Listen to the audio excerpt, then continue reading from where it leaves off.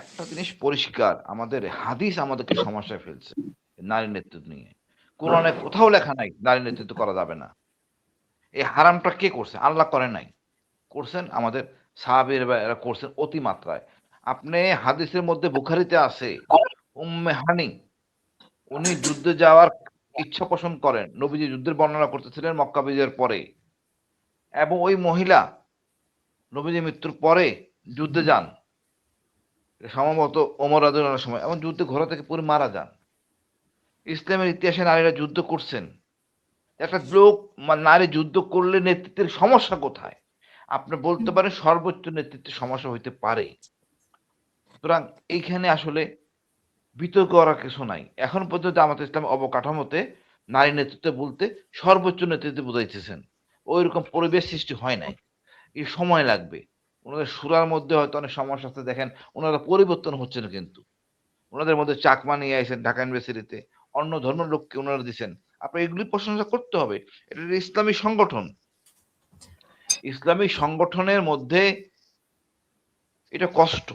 মানে মেনে কিন্তু নেওয়া কষ্ট যদি হাসিনুর ভাই, একটা হচ্ছে যে আমরা নারী নেতৃত্বে বিশ্বাস করি না, সেটা একটা বিষয়।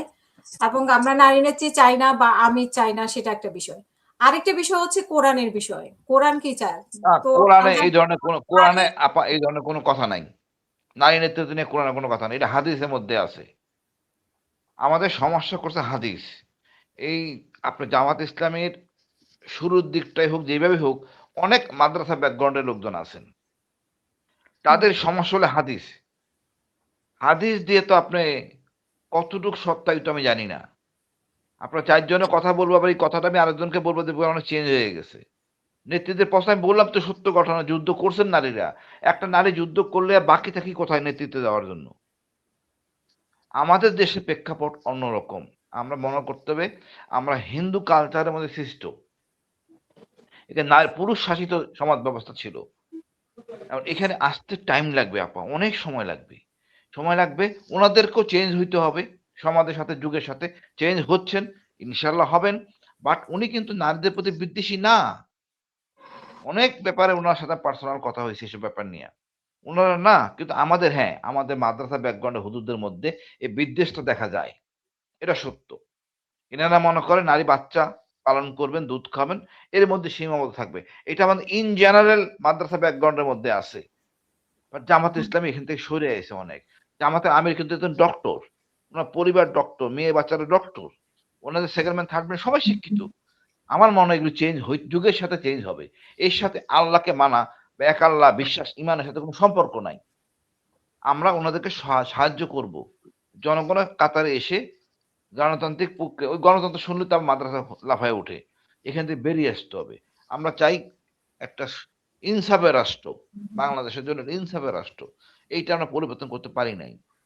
এই যে যারা বলে আজকে নারী নৃত্য নিয়ে, কই তারা তো সৌদি আরব শাসন ব্যবস্থা নিয়ে কথা বলে না। পশ্চিমারা তো কথা বলে না।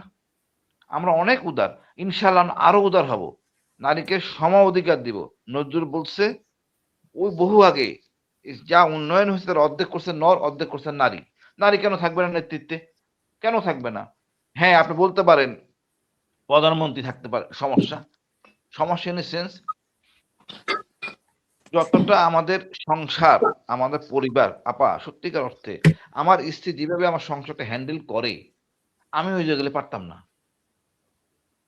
এমন তার জন্য এটা আরো এডিশনাল টাস্ক হয়ে যাবে। হ্যাঁ, অবশ্যই পারবেন। একটা সার্টেন এজের পরে নারীরা মোটামুটি ফ্রি থাকে এবং দেশকে সুন্দর গঠনমূলক প্রক্রিয়া নিয়ে আসতে পারে। শেখ হাসিনা নারী হইয়া যে কুলাঙ্গারের মতো কাজ করছে, খালেদা জিয়া করে নাই, দেশ চালায় নাই, চালাইছে। সুতরাং আমরা শিক্ষা নিব। সুতরাং শিক্ষিত নারী, যোগ্য নারী অবশ্যই নেতৃত্বে আসবেন। এখানে ভুলভ্রান্তির কিছু নাই। ওনাদের সংবিধান তো